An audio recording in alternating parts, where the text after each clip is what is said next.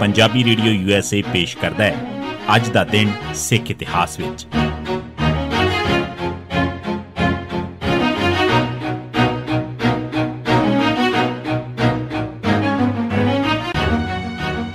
सिख इतिहास दीआं घटनावां च 11 जुलाई का दिन 1675 गुरु तेग बहादुर साहब दिल्ली जाण वास्ते रवाना होए।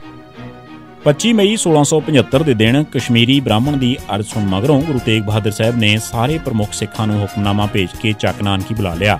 गुरु जी ने सिखां नूं कश्मीरी ब्राह्मणों के मसले बारे दस्सिया ते कहा कि मैं औरंगजेब नूं जाके मिलांगा, मैनूं पता है कि मैनूं शहीदी देनी पैनी है, मेरे मगरों गुरगद्दी की सेवा गुरु गोबिंद दास संभालणगे, तुसीं सारिआं ने इन्हां दा साथ देना है। ये यकीनी है कि इस मगरों जुल्म नूं रोकण वास्ते हथियार भी चुकने पैने ने, पर बिना पूरी तैयारी के हथियारबंद कार्रवाई नहीं करनी। इस मगरों आपने गुरु गोबिंद दास नूं गुरगद्दी सौंपण की अरदास की। 11 जुलाई के दिन गुरु तेग बहादुर साहब दिल्ली जाण वास्ते चक नानकी तो रवाना होए। उन्हां नाल भाई मती दास, भाई सती दास ते भाई दयाल दास भी सन। 1626 बीबी वीरो का जन्म। गुरु हरगोबिंद साहब की बेटी बीबी वीरो का जन्म 11 जुलाई 1626 के दिन होया सी। 1710 सिख फौजां का ननौता ते हमला।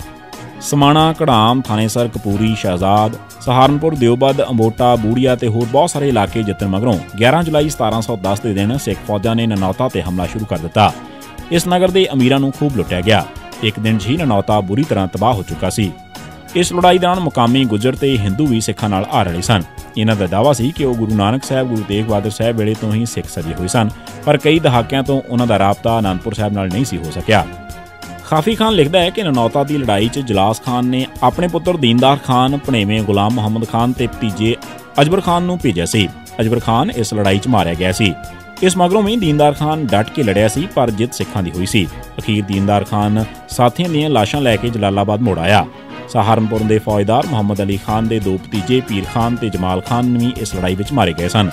इन्हां दोवां दीआं कबरां अज भी सहारनपुर दिल्ली रोड ते काले शाह के तकीए कोल मौजूद ने। जद सहारनपुर के फौजदार अली मुहम्मद खान के शहर छड्ड जाण पिछों खबर दिल्ली के फौजदार नूं मिली तां उसने उसनूं बुजदिल गर्दान के उस तों फौजदारी खोह लई ते जलाल खान नूं सौंप दित्ती।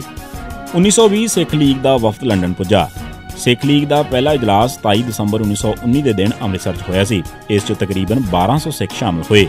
इस समागम च सरदार बहादुर गजन सिंह लुधियाना इकट्ठ के प्रधान चुने गए। गजन सिंह ने प्रधानगी एड्रैस च कहा कि पंजाब च सिखां दा हक घट्टो घट्ट 1 तिहाई है। कौंसल दीआं सीटां, जुडिशरी दीआं असामियां, शाही कमिशनां ते हर महकमे च हिंदुआं ते मुसलमानां दे बराबर है, क्योंकि मामला रंगरूट, फौजी भर्ती, जंग करन च सिख तिहाई तो भी वध हिस्सा पाउंदे ने। दरबार साहिब दा प्रबंध ते धार्मिक जगीरां सिख कौम दे प्रबंध च होण। इस मगरों हेठ लिखे 15 मते पास किए गए, जिस च एक ये भी सी कि सिखां नूं सरकार च नुमाइंदगी दित्ती जावे। अपनी मंगां पेश करने वास्ते सिख लीग वालों 11 जुलाई 1920 के दिन सेवाराम सिंह, शिवदेव सिंह, सोहन सिंह, उज्जल सिंह एक डेपूटेशन वजों लंडन पुजे ते बरतानवी सैकटरी ऑफ स्टेट नूं मिल के पंजाब कौंसल च सिखां वास्ते 33% नुमाइंदगी की मांग की। 1984 सरकार का पंजाब बारे वाइट पेपर जारी। 11 जुलाई 1984 के दिन भारत सरकार ने पंजाब बारे वाइट पेपर जारी कर दिता ताकि सिखां नूं दोषी ठहराया जा सके ते फौज के हमले नूं जायज़ करार दिता जा सके। पर वाइट पेपर एक कुफर दा भुलंदा सी। इस तो ना तो दरबार साहब उत्ते हमले नूं हक बजानब ठहराया जा सकता सी ते ना ही सरकार के जुल्म ते पर्दा पैंदा सी। उंज इस विच ये राज जरूर फाश किया गया सी कि कुछ अकाली चौधरी केंद्र नाल खुफिया मुलाकातां करते रहे सन। लोक सभा च वाइट पेपर ते बोलदिआं अटल बिहारी वाजपेयी ने इंदिरा गांधी ते भारती फौजियों की रज के सिफत भी की सी। इसी सिख इतिहास दीआं घटनावां च 11 जुलाई का दिन। सुणदे रहो पंजाबी रेडियो USA।